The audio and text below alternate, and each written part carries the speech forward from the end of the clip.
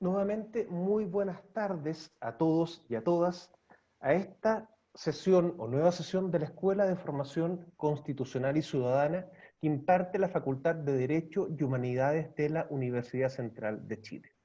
Ya hemos tenido varias sesiones de reflexión y de interesante conversación.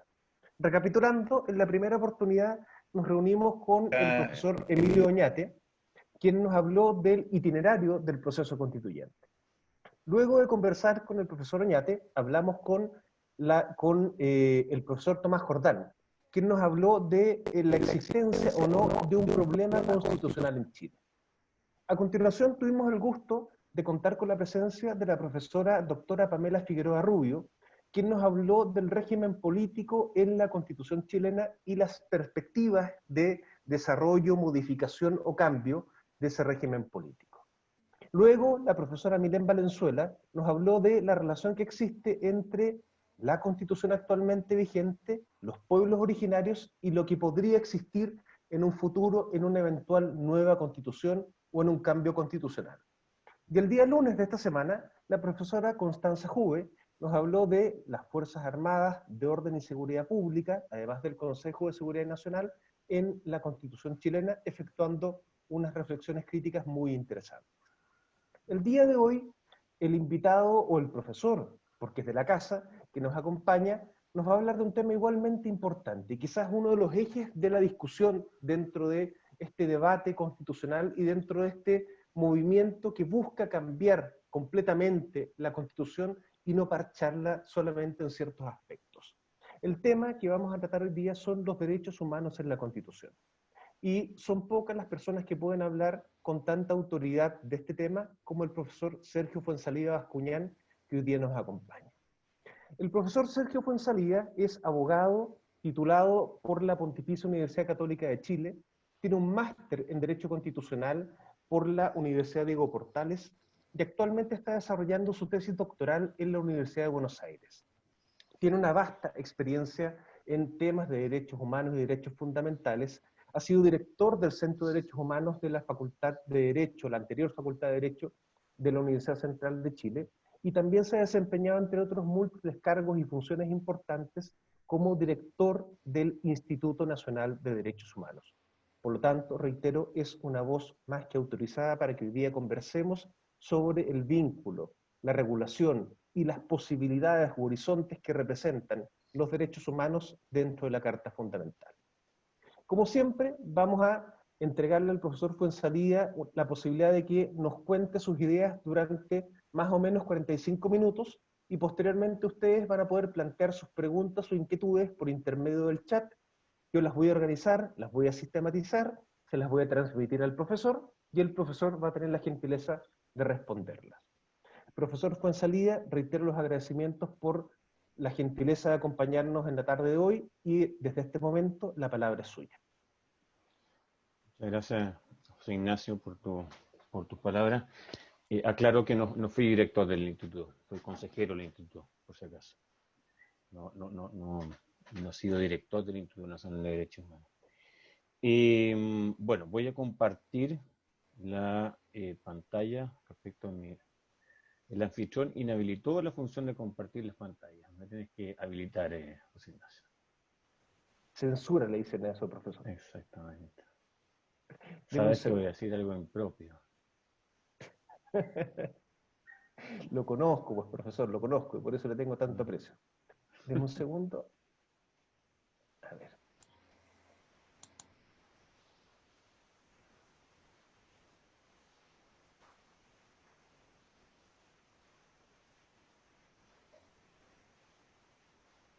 Profesor, ahora debiera poder compartir su pantalla.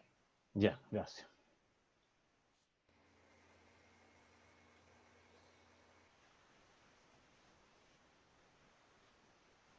Y aprovecho para pedirle disculpas por la imprecisión, que usted efectivamente No, fue no, no hay consejero y no problema. director.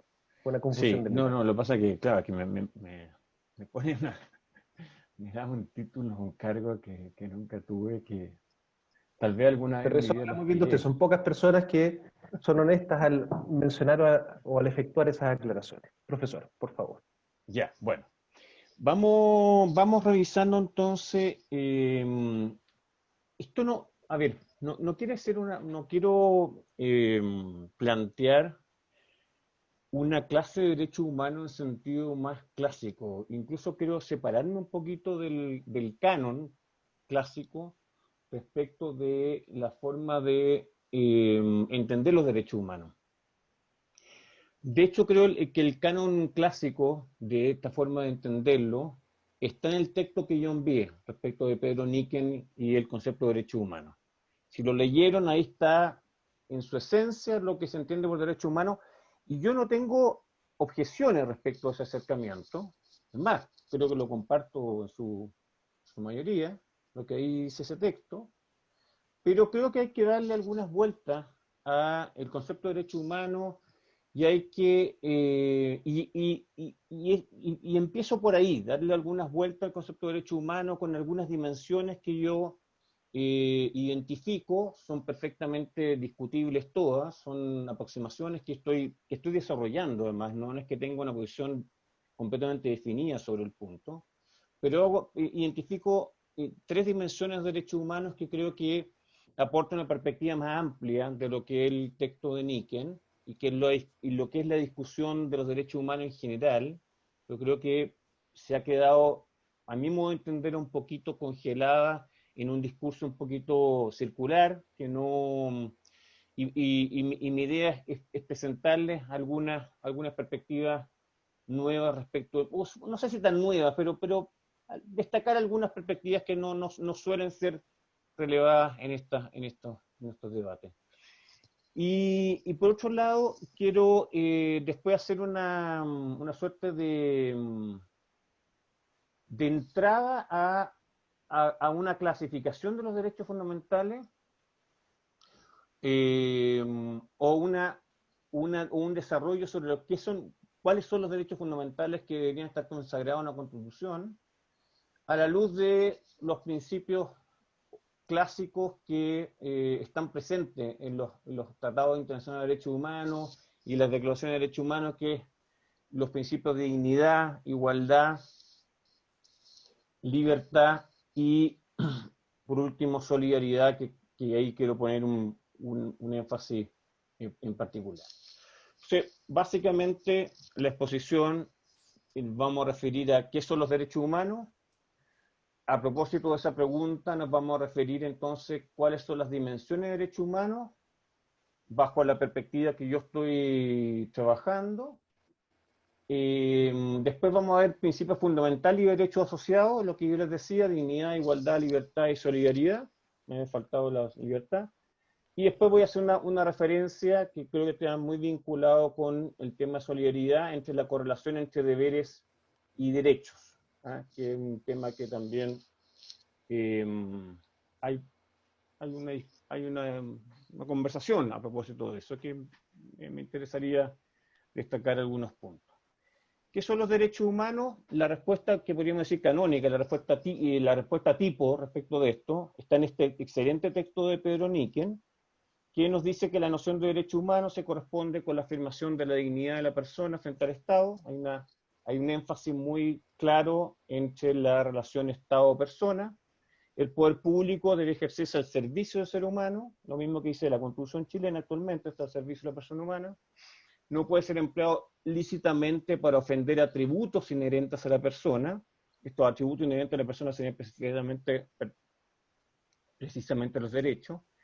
Y debe ser vehículo para que ella pueda vivir en sociedad en condiciones cónsonas con la misma dignidad que le es consustancial. O sea, ¿no es cierto? El Estado debe, vamos a ver las dos obligaciones principales que identifica la Convención Americana de Derechos Humanos en materia de relación Estado-persona, y no habla precisamente del deber de respeto, que estaría esta prohibición, ¿no es cierto?, defender estos atributos inherentes a la persona, pero también el deber de garantía, que diría relación con la última parte de la frase, que es esta obligación que tiene el Estado de poner todo el aparato público en función de asegurar el libre ejercicio de los derechos fundamentales. Un aspecto negativo, una omisión, un no deber hacer, y un aspecto positivo que es el deber hacer. Y también en este mismo texto de Níquel nos dice que la sociedad contemporánea reconoce que todo ser humano, por el hecho de serlo, tiene derechos frente al Estado, derechos que éste o bien tiene el deber de respetar y garantizar, o bien está llamado a organizar su acción a fin de satisfacer su plena realización. Ahí Níquel pone acento en el verbo satisfacer, que lo asocia a,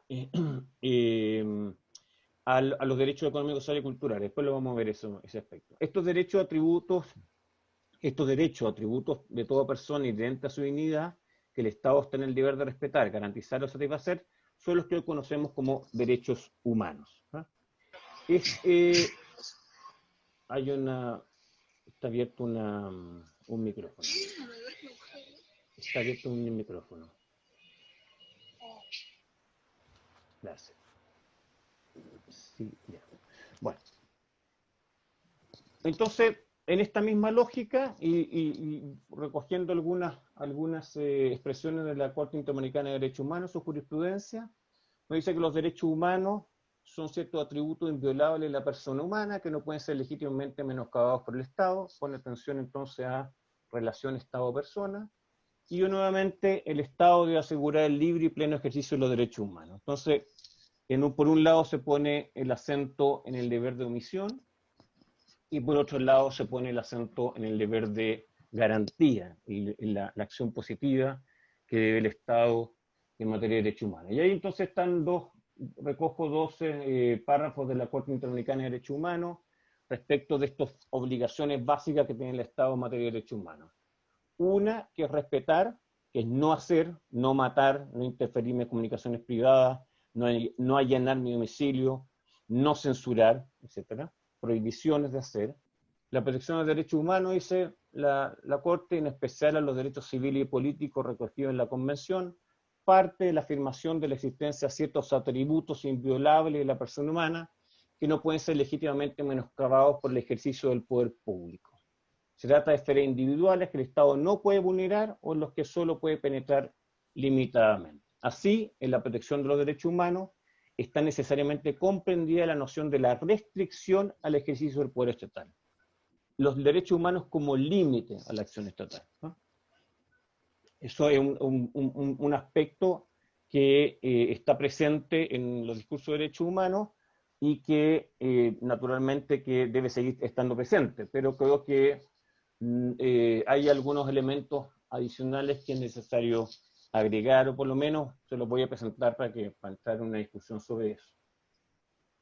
Y la otra obligación, que es la obligación positiva, que nos dice la Corte, que esta obligación implica, la obligación de garantizar los derechos fundamentales, implica el deber de los Estados de organizar todo el aparato gubernamental y en general todas las estructuras a través de las cuales se manifiesta el ejercicio del poder público, de manera tal que sean capaces de asegurar jurídicamente el libre y pleno ejercicio de los derechos humanos. Hasta acá nomás lo voy a leer. La idea entonces es que todo el aparato público, toda la administración del Estado y todos los poderes del Estado deben estar al servicio de asegurar el libre ejercicio de los derechos fundamentales. Por tanto, es un deber ahora positivo, en el sentido de un deber de hacer, para efectos de asegurar el ejercicio de los derechos fundamentales. En el caso de los derechos económicos, sociales y culturales, es muy claro esta función positiva en orden a ofrecer prestaciones por parte del Estado para hacer posible el derecho a la educación, el derecho a la vivienda, el derecho a la salud, etc. Pero también en los clásicos derechos civiles, por ejemplo, respecto al debido proceso, también hay una carga por parte del Estado muy importante de hacer en orden a establecer tribunales, fijar procedimientos. Hay toda una infraestructura, una logística asociada a al derecho al debido proceso, que implica, ¿no es cierto?, una gestión por parte del Estado, y también, por cierto, implica fuertes sumas de dinero asociados, ¿no es cierto?, a hacer efectivo el ejercicio del derecho al acceso a la justicia y, ¿no es cierto?, al debido proceso. Y también el Estado muy vinculado con esta idea de garantizar, pero elijo este verbo a propósito de los derechos económicos, sociales y culturales, que el Estado también tiene el deber de eh, disponer de las medidas hasta el máximo de sus recursos para lograr progresivamente la plena efectividad de estos derechos, y esas medidas deben realizarse sin discriminación. La obligación del Estado en materia de derechos económicos, sociales y culturales, entonces, de acuerdo al Pacto Internacional de Derechos Civiles, perdón, el Pacto Internacional de Derechos Económicos y Sociales y Culturales, tiene esas características. La obligación de adoptar medidas, tiene que adoptar medidas hasta el máximo de los recursos que disponga. Por cierto, no todos los estados disponen de los mismos recursos, por tanto el ejercicio de esos derechos va a ser diferenciado y no hay objeción a eso, digamos. El punto que las medidas tienen que ser adoptadas hasta el máximo de los recursos en un sentido progresivo, lo que prohíbe la regresividad, o en principio prohíbe la regresividad, y el objetivo, entonces, a lograr es la plena efectividad de los derechos aquí reconocidos, y en este tránsito, ¿no es cierto?, hacia la plena efectividad de los derechos, el Estado no puede disponer de medidas discriminatorias, en el sentido de que no puede beneficiar a un grupo por sobre otro, o, mirándolo de otro punto de vista, no puede perjudicar a un grupo en relación a otro que le ofrece el servicio. Ahora, esto es cosecha mía, digamos. O sea, creo que estos son los puntos más a debatir respecto de las dimensiones de los derechos humanos. ¿Ah? La pregunta que yo me hago es: ¿se agotan los derechos humanos en una relación de exigencia del Estado, exigencia de respeto o exigencia de garantía? Creo que los derechos humanos tienen algunas dimensiones que no están, tal vez implícitamente lo están, pero creo que no están suficientemente resaltadas o relevadas en esta respuesta canónica que yo digo respecto de lo que son los derechos humanos. Entonces, yo pienso que hay, primero, la dimensión que ya hemos visto, esta dimensión estatal de los derechos humanos, como límite y exigencia del Estado, límite y exigencia estatal, que es lo que acabamos de ver. Pero también, a propósito de los derechos humanos, creo que hay una dimensión relacional que es muy interesante, que se juega en la idea del respeto mutuo entre las personas. Ahí voy a explicar más en detalle. Esto, por ejemplo, hay una autora canadiense, Jennifer Nedelsky, que ha trabajado mucho esto. Es una autora feminista, y creo que resalta este aspecto que me parece que es muy importante de destacar. Y después hay una dimensión social que se asocia a la vigencia del régimen democrático, o la fortaleza del régimen democrático, que es algo que la Corte Interamericana de Derechos Humanos ha resaltado en relación, por ejemplo, a la libertad de expresión. Cómo la libertad de expresión cumple un rol social, o tiene una dimensión social, que es indispensable para la mantención y vigor de una democracia sana. Bueno, entonces, respecto a la dimensión estatal, esta idea del límite, ya la Constitución actual, y acuérdense de las frases que decía la Corte Interamericana de Derechos Humanos respecto de la idea de la restricción del poder estatal, en la Constitución actual está esa dimensión claramente, ¿no es cierto? El ejercicio de la soberanía, dice, reconoce como limitación el respeto de los derechos esenciales que emanan de la naturaleza humana. ¿Ah? La idea del límite, de un poder estatal que puede ser desbordado, puede descontrolarse, y los derechos humanos como límite frente a esa posibilidad de abuso. Algo perfectamente legítimo, necesario y que debe mantenerse. El punto que creo que también hay una dimensión relacional que pone más el acento en los derechos humanos, cómo se juegan entre las personas, entre los individuos. Entonces ahí tenemos varias manifestaciones respecto de eso, creo yo, en relación, por ejemplo, a la Convención de Derechos del Niño y los derechos y deberes que tienen los padres respecto de los hijos, el interés superior del niño, que debe ser una guía respecto del trato que tienen los padres respecto de los hijos. Ahí los derechos humanos tienen una presencia en relaciones familiares, tiene una relación, tiene una presencia también en las relaciones, por ejemplo, de pareja, en relación al derecho de la mujer a vivir una vida libre de violencia. No solo en relaciones de pareja, pero tiene una presencia muy fuerte también ahí.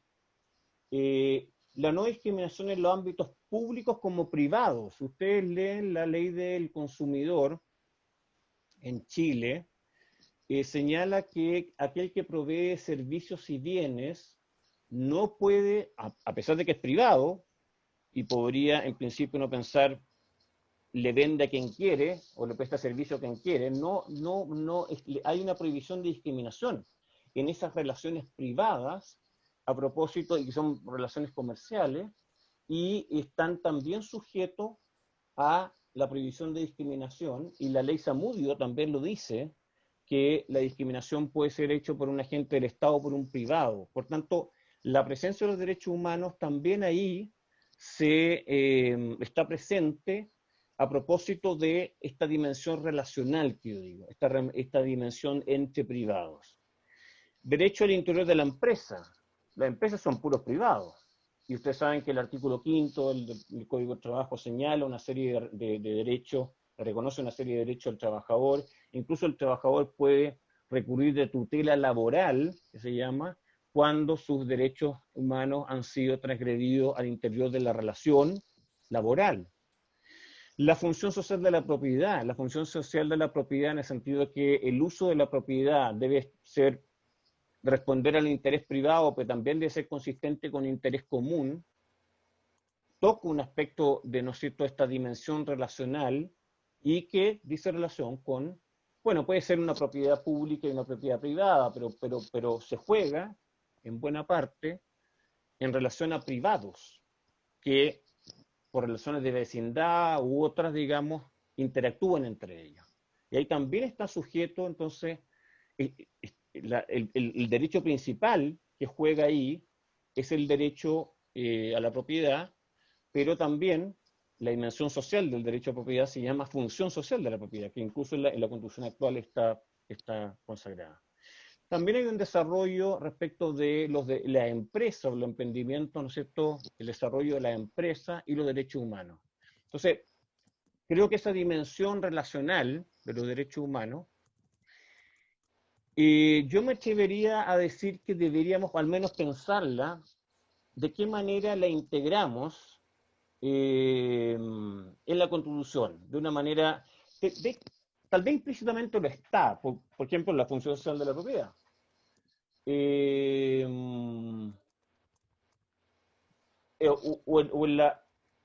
no, porque cuando habla de discriminación, habla de la ley o autoridad no podrá hacer diferencia arbitraria.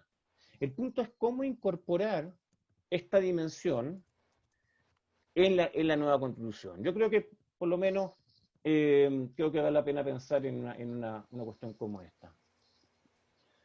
Y la dimensión social, esto está más trabajado, creo yo. De hecho, hay un autor, Ferrajoli, que no habla que Ferrajoli hace una vinculación muy estrecha entre lo que es el ejercicio de los derechos fundamentales y la existencia de una democracia vigorosa o incluso dice que los derechos fundamentales son una condición de posibilidad de la democracia.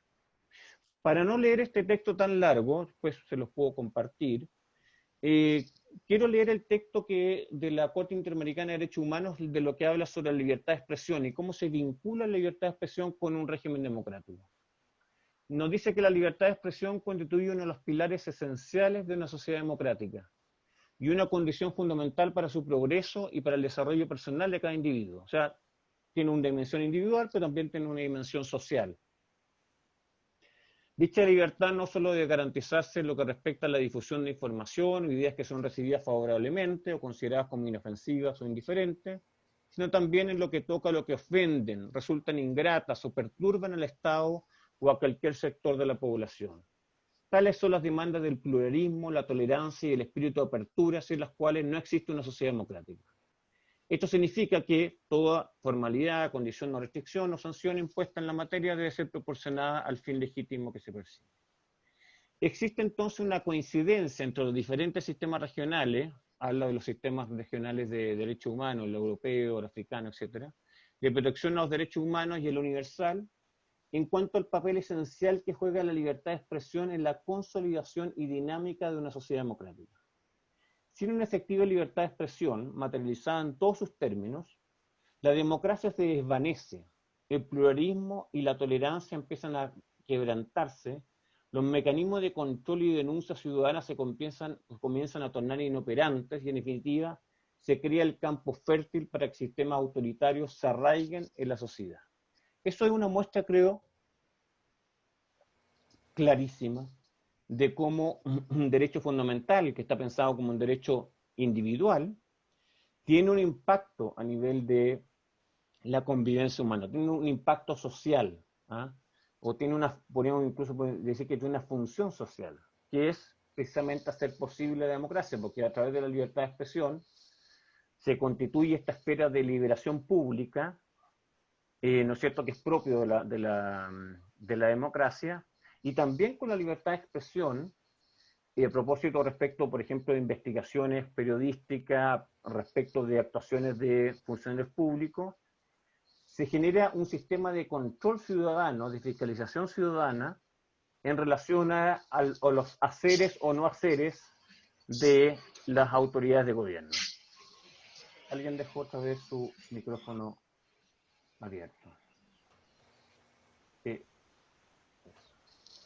Bueno, dicho esto, hemos referido al concepto de derecho humano, nos referimos a las distintas dimensiones de derecho humano, hemos incorporado la dimensión más clásica, que es la relación, que es la dimensión estatal, podríamos decir, en el sentido de la relación persona y Estado, la dimensión relacional, persona a persona, y la dimensión social, cómo contribuyen los derechos humanos a la existencia de un régimen democrático.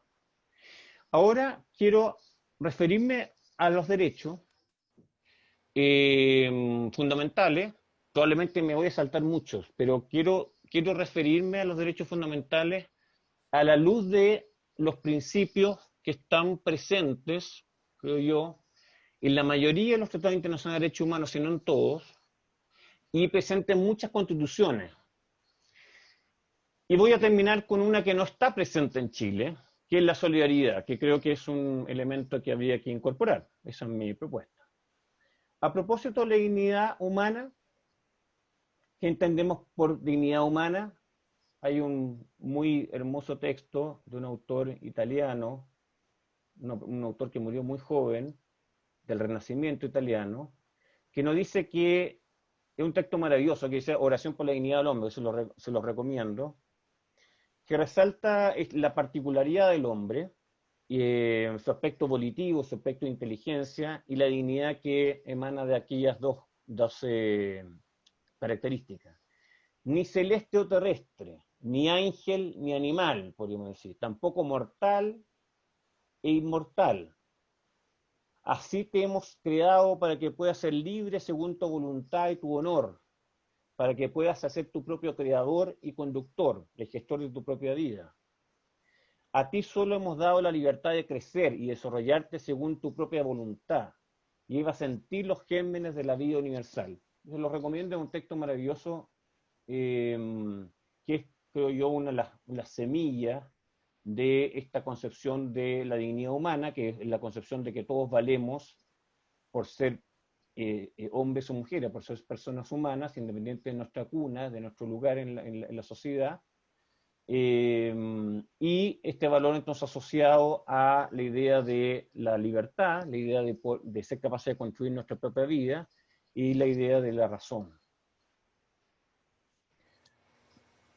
Kant, por ejemplo, Kant hacía una distinción muy bonita, decía que las cosas o tienen precio y que son susceptibles de transacción, o tienen dignidad, y las personas tenemos dignidad, no somos cosas transferibles en el comercio.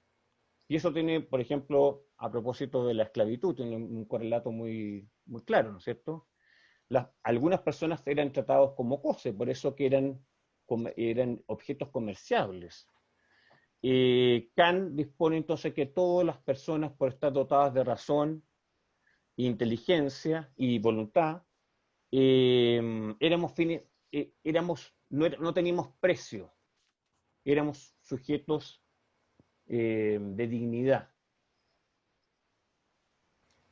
Son algunas ideas muy por encima, naturalmente que estas cosas tienen mucho más profundidad, pero estamos evaluando, mirando las cosas, ¿no es cierto?, con la rapidez que exige el curso. La idea de dignidad está recogida en la Declaración Universal de Derechos Humanos y está recogida, yo creo que en todas las constituciones, por lo menos del mundo occidental, los tratados internacionales de derechos humanos. Está en una idea clave. Ronald Dworkin, un autor norteamericano, decía que era una idea vaga pero poderosa. Me gusta esa expresión, vaga pero poderosa. En el sentido que cuánto ha modificado la estructura cultural, social y jurídica en el mundo esta idea de dignidad, de un valor asociado a todas las personas por igual, por el solo hecho de ser personas. Entonces nos dice la Declaración Universal de Derechos Humanos que todos los seres humanos nacen libres e iguales en dignidad y derecho, y dotados como están de razón y conciencia deben comportarse fraternalmente los unos con los otros. No es casual que nuestra Constitución solo recoja la primera frase. Dice, las personas nacen libres, igual en dignidad y derecho. No hace referencia a la fraternidad. Creo que es una cosa que hay que darle vuelta. Los derechos relacionados con la dignidad, la verdad que es un principio general que sirve de soporte a todos los derechos fundamentales. Pero hay ciertas expresiones, por ejemplo, de la Convención Americana de Derechos Humanos que he recogido, que hacen alusión específicamente a la idea de dignidad. Hace alusión a la dignidad respecto de toda persona privada de libertad, aspecto que en Chile creo que hay que mejorar sustantivamente y podría, ¿por qué no?, incorporarse, ¿no es cierto?, en una constitución, la idea de las personas privadas de libertad no pierden la dignidad. El trabajo forzoso no debe afectar la dignidad ni la capacidad física e intelectual del recluido, cuando se incorpora en algunos países ese elemento. Y toda persona tiene derecho al respeto de su honra y al reconocimiento de su dignidad. Toda persona tiene derecho al respeto de su honra y el reconocimiento de su dignidad. Otro elemento que es muy importante, que vamos pasándolo rápido, es el principio de la igualdad. En términos muy... no sé por qué se perdió esto. En términos muy rápidos, podríamos decir que a propósito de la igualdad, podríamos definirlo como un trato o una valoración a las personas con igual consideración y respeto, y un rechazo a los privilegios o preferencias injustas. Pero acá hay un aspecto que me gustaría que pudiéramos poner atención, que a propósito de la igualdad se pueden tener distintas concepciones sobre la igualdad. Y el punto es que, ¿cuáles de esas dimensiones van a estar presentes en la Constitución?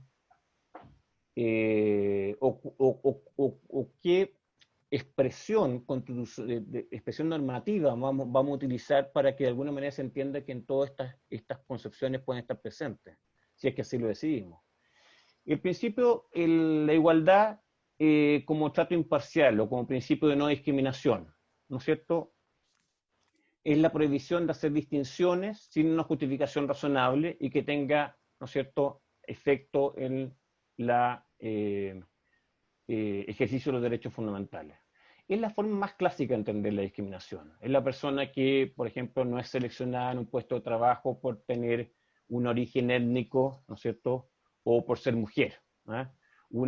Eso es una decisión que se adopta sin el respaldo de una justificación razonable, ¿ah? O negarle el derecho a voto a las personas afrodescendientes, etcétera. Es el concepto, un trato parcial, no un trato imparcial. Esa es la primera concepción. Pero hay una concepción que me parece que también es bien interesante de destacar, que es la concepción más estructural, que es la idea de inclusión. Y se asocia a la idea de la redistribución, que puede tener un componente económico en el sentido de la redistribución de bienes para efectos de garantizar condiciones mínimas de vida a todas las personas. También la redistribución creo que también se puede asociar la idea de igualdad estructural y redistribución con la igualdad de resultados. Por ejemplo, me imagino que lo han visto en este curso, las normas que rigen en relación, o lo van a ver, las normas que rigen en relación a la paridad de género. Son normas que responden a una idea que se llama acción afirmativa o discriminación positiva, que tienen por objeto beneficiar a ciertos grupos que han sido sistemáticamente marginados o discriminados, y que ese trato, ¿no es cierto?, social impide a esas personas acceder, por ejemplo, a ciertas instancias de poder. Entonces se les ofrece un trato especial, se les beneficia temporalmente para lograr la integración, de alguna forma forzar la realidad, quebrar la inercia social, para que esos grupos puedan ingresar a instancias de poder o puedan, por ejemplo, las cuotas, ¿no es cierto?, en materias de, respecto al ingreso a las universidades, las cuotas que se obligan en Noruega a que los directorios de la empresa estén integrados por paridad entre hombres y mujeres. Por ahí va la idea de igualdad estructural, en el sentido de romper condiciones económicas, sociales que, aun cuando la norma sea imparcial, aun cuando la norma sea neutral, eh, por razones sociales, culturales, se ha mantenido no hay una igualdad real, sustantiva, material, al momento de ejercer los derechos fundamentales por parte de cierto grupo de personas. Y también se asocia la idea de reconocimiento. Piensen, por ejemplo, en la demanda de la población LGTBI o la demanda de la población indígena. Yo quiero ser reconocido como diferente y quiero que se me valore como diferente y quiero que se me proteja como diferente. También, entonces, esas dimensiones de la idea de igualdad creo que hay que darle vuelta para incorporarla o no, dependiendo de la opinión de ustedes, en la Constitución. Bueno, y hay varios derechos asociados a estas dimensiones de la idea de igualdad. Igualdad ante la ley, que es el concepto más formal, la prohibición de discriminación, que dice relación con el primer concepto, o la primera concepción de derecho de la igualdad. Igualdad de oportunidades, que más bien se acerca ya a la idea de la igualdad estructural. Igualdad de resultados.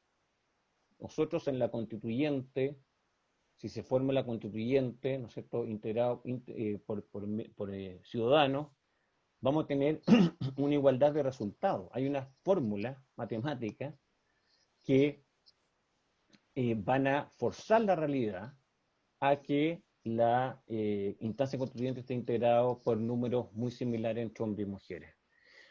La idea de igualdad entre hombre y mujer, también otro concepto que está asociado con la igualdad. Y la igualdad de trato en materia económica también es algo que está presente en la Constitución y que dice más bien la relación con la primer fórmula de la idea de igualdad, con la idea esta de trato imparcial y la prohibición de preferencia. A propósito de la libertad, también tenemos concepciones diferentes sobre la libertad. No sé si estoy no he llevado el tiempo, José Ignacio. Tengo poco tiempo, tengo mucho.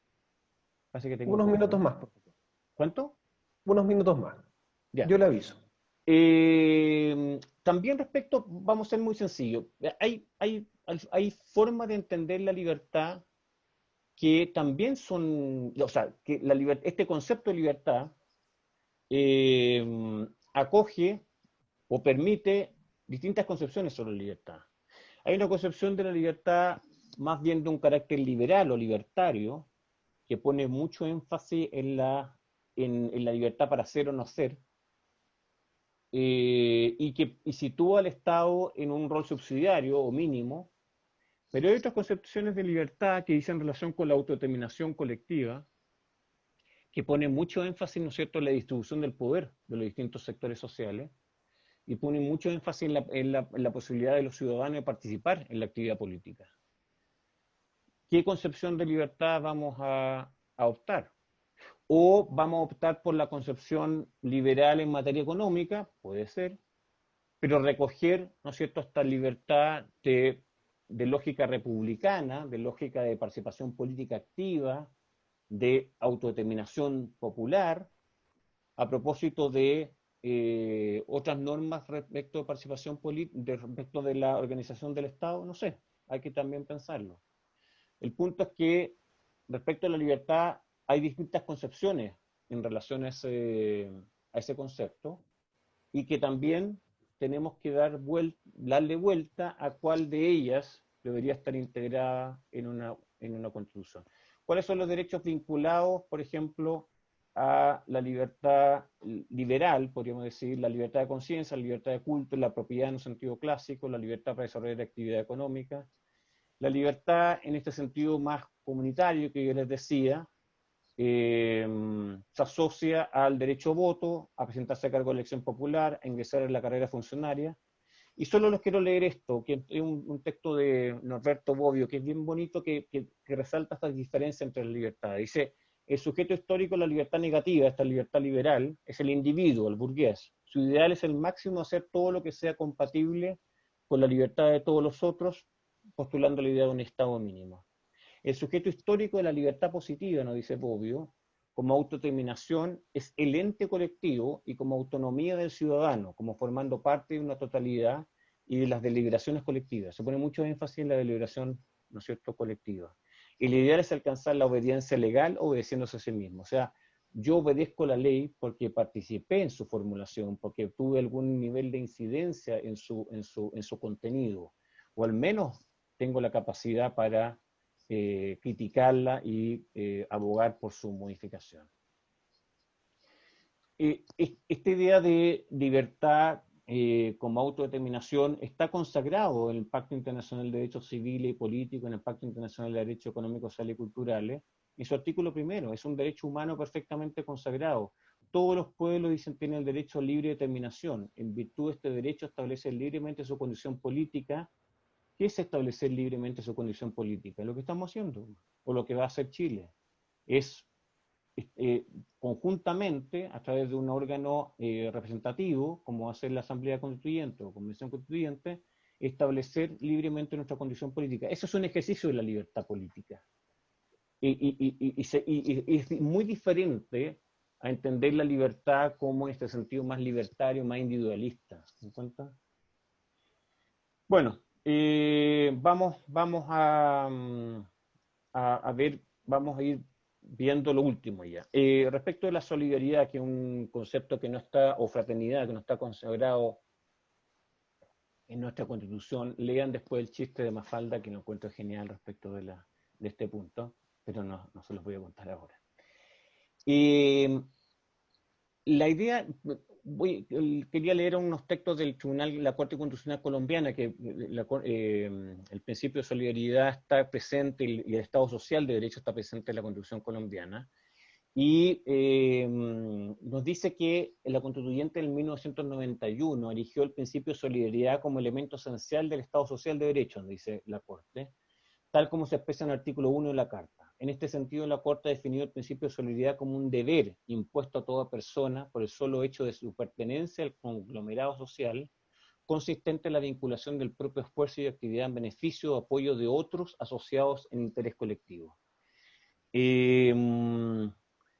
También dice que así el principio de solidaridad impone una serie de deberes fundamentales del poder público y a la sociedad para la satisfacción plena de los derechos, y lo asocia especialmente con aquellos grupos más vulnerables, pues se trata de una sentencia que hizo relaciones con adultos mayores. ¿Cuáles son los derechos que están vinculados a este concepto de solidaridad o fraternidad? Creo que claramente, ¿no es cierto?, los derechos económicos, sociales y culturales, y especialmente, y que está en boga, ¿no es cierto?, su discusión, los derechos asociados a la seguridad social. Por último, ya para ir cerrando, porque entiendo que ya se me acabó el término, hacer mención a algo que a mí me hace mucho sentido, ¿no? No sé si a todo el mundo le hace sentido, pero es la concepción republicana respecto de lo que es la virtud cívica. Y eso lo vinculo con la idea de los deberes. Creo que cada ciudadano tiene deberes para con la sociedad. No sé por qué se fue esto. Bueno. Cada ciudadano tiene un deber con la sociedad. Si los ciudadanos no cumplimos con nuestros deberes de la sociedad, yo creo, estoy convencido de eso, que la sociedad democrática no tiene ninguna posibilidad de seguir existiendo. Creo que los fenómenos de Bolsonaro, Trump, están muy vinculados a una concepción extremadamente individualista de los derechos humanos y que no entiende los derechos y como también aportes o están vinculados a una función social y la idea de los derechos relacionales, en el sentido que los derechos se juega también y los derechos humanos también deberían promover las relaciones humanas sanas entre los individuos. Perdona, se me corta, no sé por qué esta pantalla, un minuto, pero bueno, quería terminar mi exposición leyendo esta frase. Dice: el Estatuto Republicano de Ciudadanos no solo proporciona al individuo determinados derechos vinculados a la libertad, sino que además le exige asumir determinados deberes que van más allá del mero respeto a los derechos de los demás. Implica asumir un compromiso en relación a los intereses fundamentales de la sociedad en su conjunto, lo cual supone la existencia de ciertas cualidades de carácter propias de cada uno de los miembros de la comunidad. Creo que el concepto de virtud cívica o virtud ciudadana, que es un concepto muy caro, muy apreciado por la filosofía republicana, también debería estar en la Constitución. No creo que nosotros seamos, baste con esta idea de que, ¿no es cierto?, somos individuos que tenemos exigencias frente al Estado y ahí se agota lo que dice relación con nuestros derechos fundamentales. Creo que los derechos fundamentales se debería abrir a estas dimensiones que yo he señalado, de alguna manera ya están abiertas, estoy resaltándolas, estoy relevándolas, y debería relevarse también el deber, el concepto de virtud, el concepto de deber frente a la comunidad. Estoy convencido que si no es así, las sociedades se degradan, las sociedades aceptan a personajes como Bolsonaro en los máximos puestos de gobierno. Creo que hay una vinculación entre una cosa y otra. Bueno, con eso termino para no excederme el tiempo.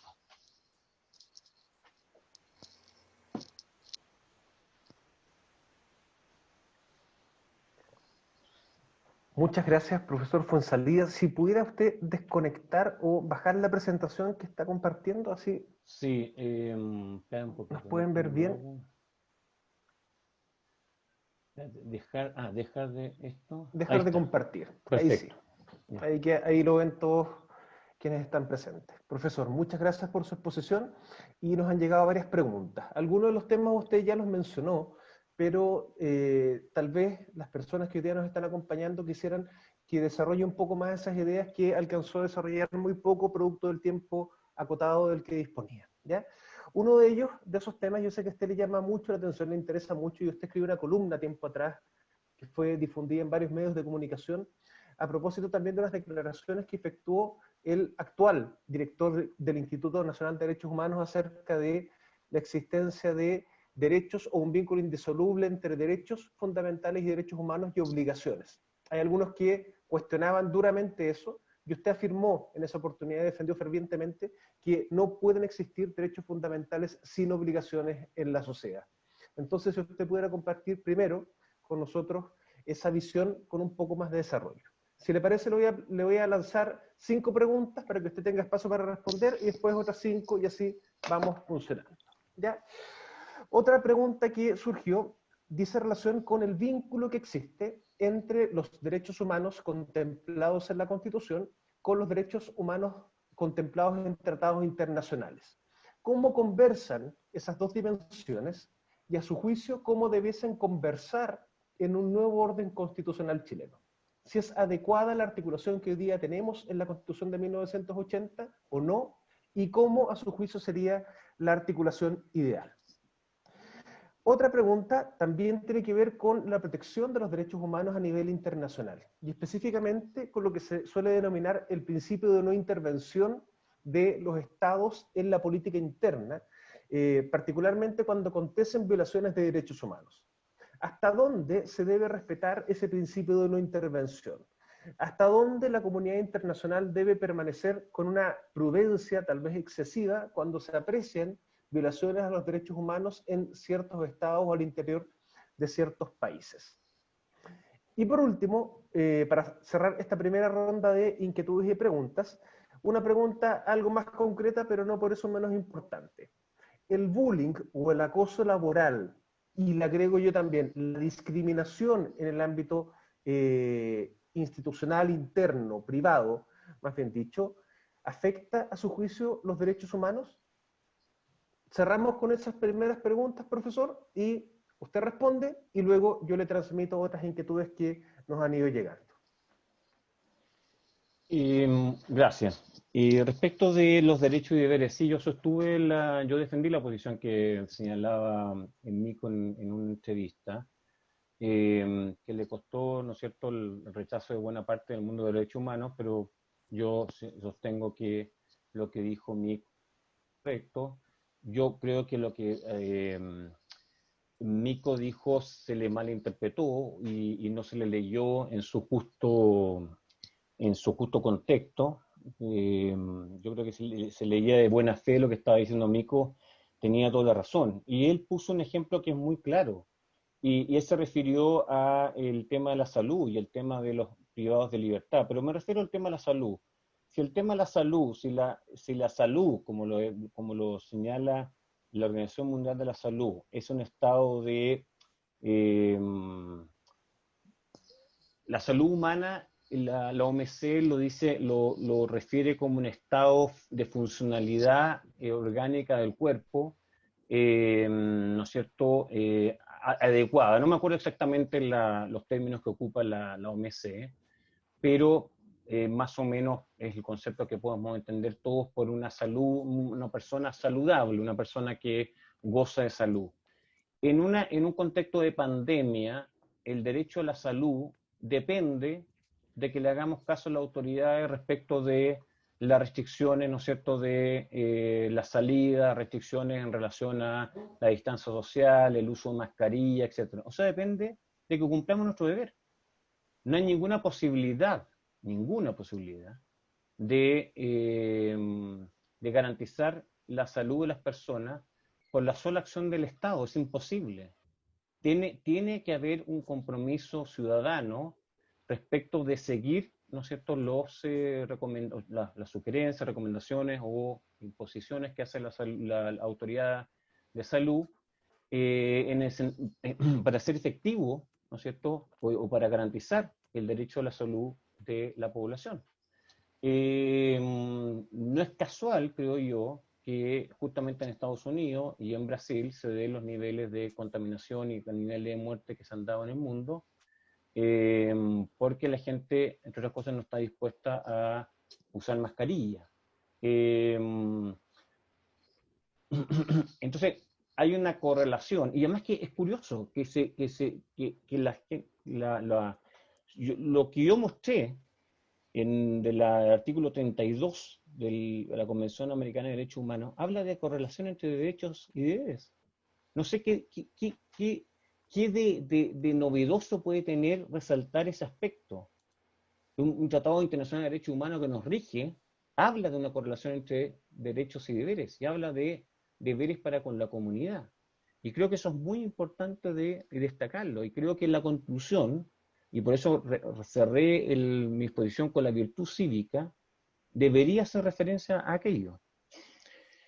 Respecto a la Constitución y los tratados internacionales de derechos humanos, Edgardo Rivero sabe mucho más que yo de esto, y él la otra vez sugirió una norma que estaba impecable respecto de cómo, ¿no es cierto?, la Constitución debería asegurar que efectivamente los tratados internacionales de derechos humanos formen parte de la Constitución. Yo estoy completamente de acuerdo con eso. Creo que los tratados internacionales de derechos humanos explícitamente, no como lo hace la Constitución actual, que es una expresión, no, bueno, nosotros lo hemos, es por cierto que comparto la interpretación de que los tratados internacionales de derechos humanos forman parte de la Constitución y la defiendo, pero es cierto que la redacción es perfectamente clara, admite interpretaciones diferentes. Por tanto, creo que derechamente en la Constitución nueva debería decir que los tratados internacionales de derechos humanos forman parte de la Constitución y sus normas entonces tienen jerarquía constitucional. Respecto del principio de no intervención, yo confieso que soy medio intervencionista. Yo no tengo tantos remilgos a la intervención internacional. Cuando es bien hecha, digamos, cuando es por ejemplo, de ¿no es cierto?, las Naciones Unidas, cuando hay una decisión de las Naciones Unidas, los cascos azules, intervenir en ciertas situaciones en que hay una violación masiva de derechos humanos, yo no tengo mayor remilgo. Claro, como José Ignacio señala, hay que tener mucha prudencia, porque la intervención puede ser peor que o sea, el remedio puede ser peor que la enfermedad. No es que haya que intervenir así a las locas, digamos. Pero yo creo que a mí me llama la atención cuando se defiende, a propósito de este tema, el principio de no intervención o autodeterminación del Estado. La autodeterminación es de los pueblos, no del Estado. Una cosa que resalta mucho también Edgardo Rivero. ¿Y de qué respeto a la autodeterminación de los pueblos me están hablando cuando rechazan la intervención internacional, cuando se trata de estados opresores, de estados que están oprimiendo a su pueblo? ¿De qué ejercicio? ¿Qué respeto hay que tenerle a un Estado que se ha convertido en un Estado, una tiranía? Porque hay que tenerle respeto y no hay que, esto remilgo que no hay no intervención extranjera. Porque hay que privilegiar, ¿no es cierto?, ¿no es cierto?, el respeto a la soberanía del Estado. Si la soberanía está quebrada, la soberanía es del pueblo. El Estado es un agente opresor. Por tanto, ¿qué tanto remilgo respecto de eso? A mí es un discurso que me parece bastante insustancial. Pero claro, coincido que esto hay que graduarlo, hay que ponderarlo con prudencia, etcétera. Hay que ver sus bemoles. Pero confieso que soy bastante intervencionista, no tengo mucho remilgo sobre eso.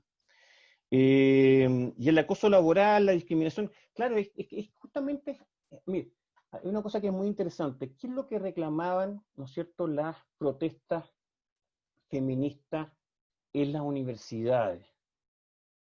Lo que reclamaban, entre otras cosas, era que hubieran protocolos, que hubiera una normativa que permitiese a aquellas mujeres que han sido acosadas por profesores o por compañeros, que regulase entonces la posibilidad de denunciar eso y que hubiera una autoridad con posibilidades de tomar decisiones y sanciones respecto de esas situaciones de violencia contra la mujer. Eso es una situación de derecho humano. Y al interior de un organismo privado, digamos, un cuerpo intermedio, podríamos decir, ocupando el término de la Constitución actual. Entonces, la presencia de los derechos fundamentales en esos niveles es muy relevante. Creo que debería ser progresiva y vuelvo a lo mismo que expliqué hace un ratito atrás, digamos, que a mí es llamativo porque las relaciones comerciales por lo general han sido signadas con la idea de la autonomía de la voluntad. Pero la autonomía de la voluntad no corre respecto de las ofertas de bienes y servicios por parte de los comerciantes. Hay una prohibición de discriminación ahí. En un mall no se le podría, o sea, no se le podría privar a una persona el ingreso a ese mall por tener algunos rasgos físicos específicos. y los moles son del Estado, ¿no? Los moles son perfectamente privados. Entonces lo interesante, creo yo, es la presencia de los derechos fundamentales en ese tipo de relaciones, que son relaciones entre privados. Por tanto, ese aspecto que ya está presente en la legislación, está presente en la ley Zamudio, está presente en la ley del consumidor, todo lo que fue la lucha de los derechos civiles norteamericanos, es decir, relación mucho con eso, con la posibilidad de los afrodescendientes poder entrar a universidades privadas o públicas, pero también de poder entrar a un restaurante y poder comer, a entrar al mismo hotel que entraban las personas blancas. ¿No? Entonces, esa dimensión de los derechos humanos a mí me parece especialmente interesante me interesa relevarla.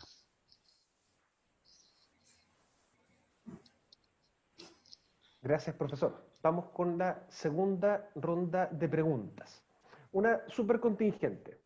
¿Qué cree usted respecto del derecho de sufragio, en tanto derecho humano, con las personas que hoy día padecen coronavirus o COVID-19 y que las restricciones de la autoridad sanitaria le están impidiendo o le impedirían acudir a sufragar el día 25 de octubre? ¿Cuál es su opinión al respecto? ¿Esa es una restricción razonable o se está afectando los derechos humanos de esas personas? Esa es la primera pregunta. Una segunda pregunta, que en realidad es una agrupación de varias inquietudes que surgieron, es la siguiente. Pareciera ser que hoy día estamos muy preocupados por incorporar nuevos derechos humanos o nuevos derechos fundamentales en las constituciones, derechos de tercera, cuarta, algunos hablan incluso quinta generación, pero vemos que en nuestros países vecinos los derechos fundamentales que están siendo principalmente afectados, los derechos humanos que están siendo principalmente afectados son los que llamamos de primera generación, las libertades civiles y políticas. Entonces, ¿en dónde tenemos que poner el foco? Principalmente pensando en una reforma o en una nueva constitución. También más o menos en la misma línea o en el mismo sentido, usted ya habló de que se definía como intervencionista cuando eran los estados los que afectaban la autodeterminación de los pueblos y los derechos del pueblo. Pues bien, muchas veces, usted lo sabe muy bien, se establecen límites al ejercicio de derechos fundamentales, y usted lo conceptualiza como obligaciones para satisfacer otros derechos fundamentales, límites al ejercicio de ciertos derechos para justamente proteger otros derechos fundamentales. ¿Hasta dónde pueden llegar esos límites de los derechos fundamentales? Límites que se irrogan a otros derechos para satisfacer o asegurar la satisfacción de esos derechos fundamentales. Y cerramos esta ronda o esta segunda tanda de preguntas, profesor, con su opinión acerca de la existencia o la necesidad de organismos estatales que sean una especie de vigilantes del resguardo de los derechos fundamentales. En clave jurídica, si es que conversásemos en clave jurídica, pero recordemos que estamos tratando de no hacerlo, entonces para facilitarle la formulación de la pregunta, estamos hablando de un defensor del pueblo, en definitiva. ¿Cuál es su opinión? ¿Necesitamos un defensor del pueblo, un ombudsman en Chile?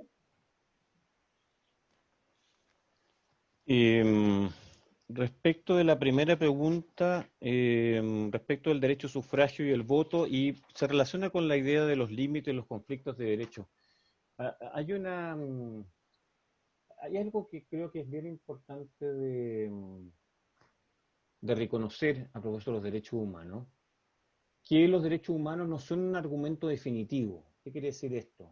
Yo por invocar un derecho humano no quiere decir que necesariamente el Estado me debe algo o alguien se genera una obligación correlativa. Pongo un ejemplo. Nosotros todos tenemos derecho a trasladarlos de un lugar a otro y ocupar para ese efecto vehículos motorizados, pero no lo hacemos, no lo ejercemos de manera absoluta ni de manera limitada, por cierto. Estamos sujetos a una regulación muy estricta y estamos fuertemente limitados en el ejercicio de ese derecho a través de algo que todos conocemos, que es la ley del tránsito. Nosotros, para trasladarlos de un lugar a otro, no seguimos una línea recta, por cierto, sino que seguimos los caminos que nos ha trazado la ciudad y estamos sujetos fuertemente, intensamente, estamos sujetos a restricciones, ¿no es cierto?, regulaciones que dicen en relación cómo nosotros debemos trasladarnos de un lugar a otro. los derechos y todos están sujetos entonces a regulaciones, en el sentido de que para coordinar el ejercicio de nuestros derechos con los de los demás, y también pueden entrar en conflictos los derechos, por ejemplo, el derecho a la salud con el derecho a voto. Respecto a la pregunta puntualmente, si la restricción al voto de personas que estuvieran con COVID es legítima o no. Yo me inclinaría por decir que sí, pero no podría decirlo a ciencia cierta porque no sé cuál es el grado de peligro que corre las personas que van a votar en esas condiciones. Creo que perfectamente se podría arreglar algo que pudiera, ¿no es cierto?, permitirles votar a esas personas en tal vez una mesa especial con condiciones, ¿no es cierto?, sanitarias muy, muy especiales y que les permitiera votar. Entonces, la restricción a los derechos es perfectamente válida cuando hay un derecho, hay otro derecho que puede contraponérsele, y ahí el conflicto de derechos perfectamente se puede definir. Esto no es, doctrinariamente no es mayoritaria, pero yo soy muy partidario de la idea, ¿no es cierto?, que defienden ciertos teóricos que hay en algunas circunstancias un derecho debe ceder frente al otro. Pero como hay un deber de maximización de los derechos, perfectamente creo yo, o no sé, es que esa es la duda, que no sé si es perfectamente, porque no soy un médico, digamos, hay que tener conocimiento sanitario respecto a eso. Pero si se puede hacer, si se puede buscar una fórmula que permita maximizar el derecho a la salud, en el sentido que no pone en riesgo a nadie el voto, y hacer posible el derecho a voto, bueno, hay que buscar esa fórmula. Siempre hay que buscar la alternativa, ¿no es cierto?, que permita el ejercicio de ambos derechos. Pero si no es posible, yo sería partidario más de privilegiar el derecho a la salud que el derecho a voto. Esa es mi posición.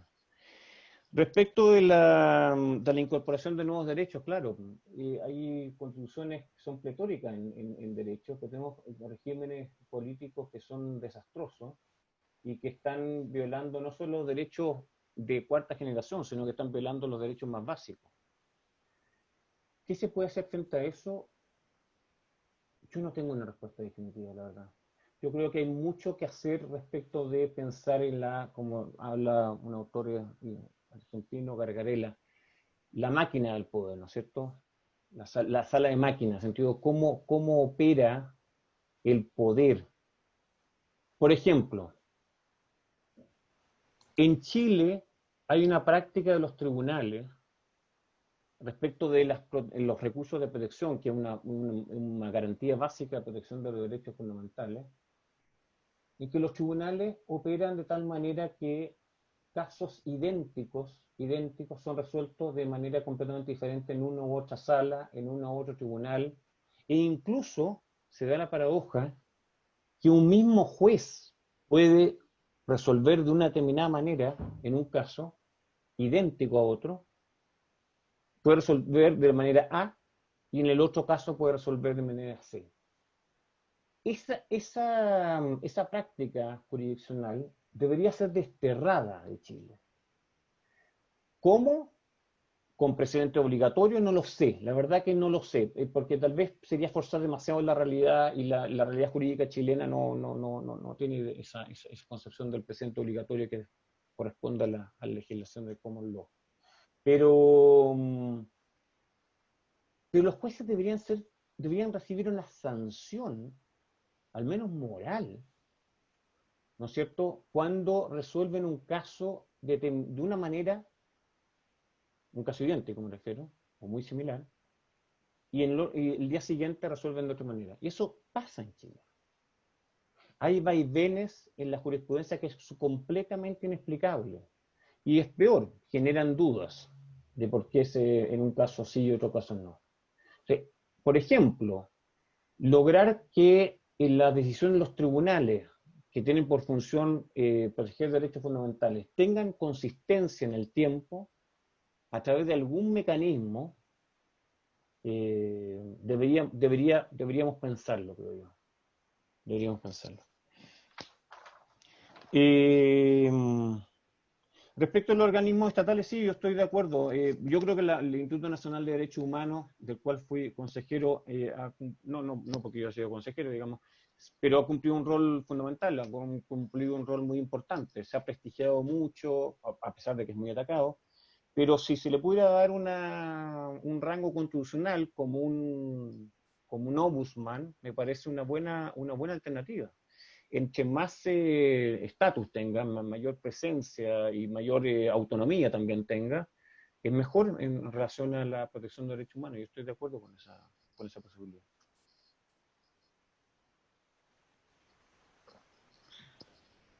Bien, gracias profesor. Tenemos un par de preguntas más. Si es que usted tiene tiempo, por favor, para poder responderlas. Sí.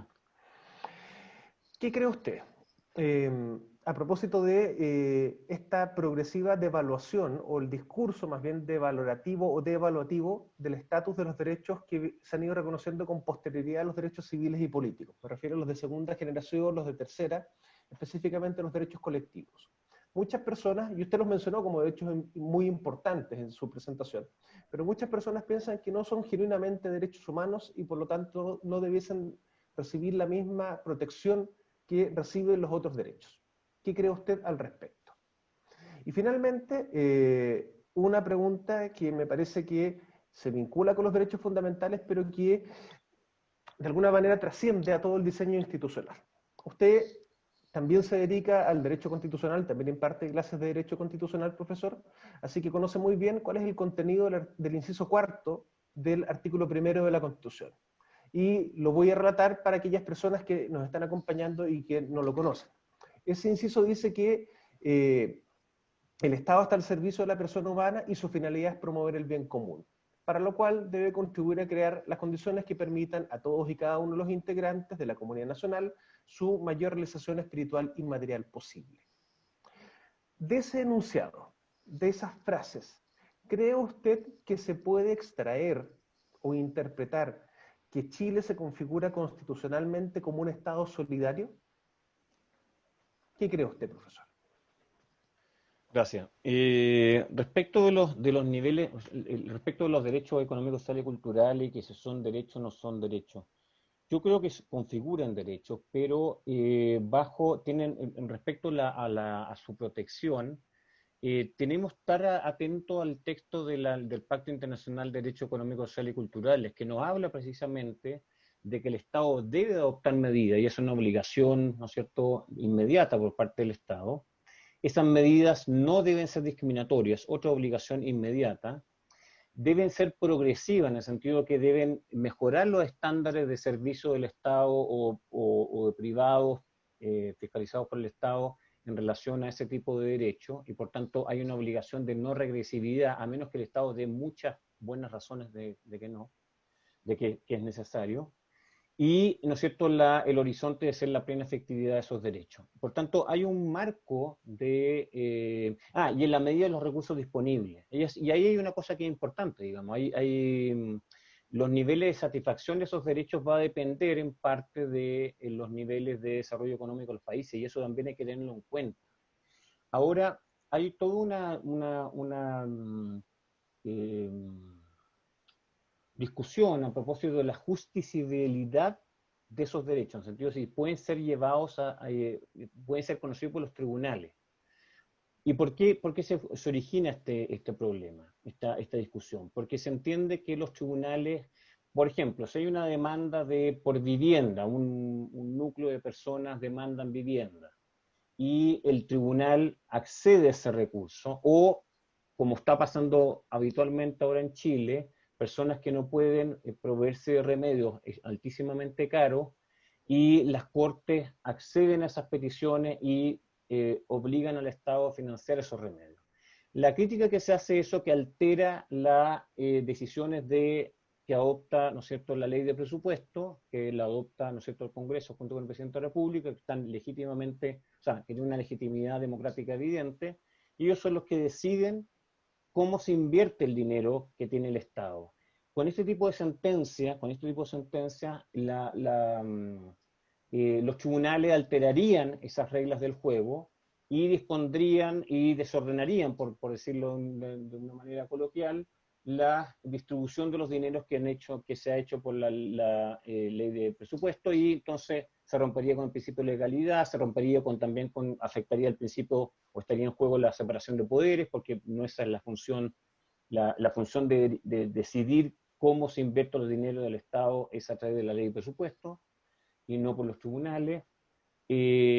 Habría también una objeción, se llama objeción epistemológica, la objeción de por qué los tribunales van a saber más que la autoridad administrativa respecto de cómo invertir los dineros. Por ejemplo, otra vez volviéndolo al ejemplo de los remedios de alto costo.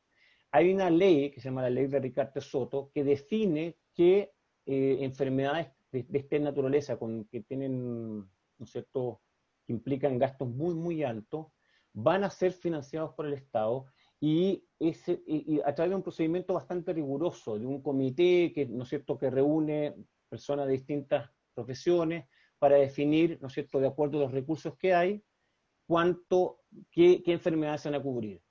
Todo ese proceso, ¿no es cierto?, que tiene elementos técnicos, tiene elementos de epistemología, en el sentido de elementos de conocimiento científico y también otras consideraciones, las pasa por alto el tribunal y decide por sí y ante sí que ese chico debe ser, el tratamiento de ese chico debe ser financiado.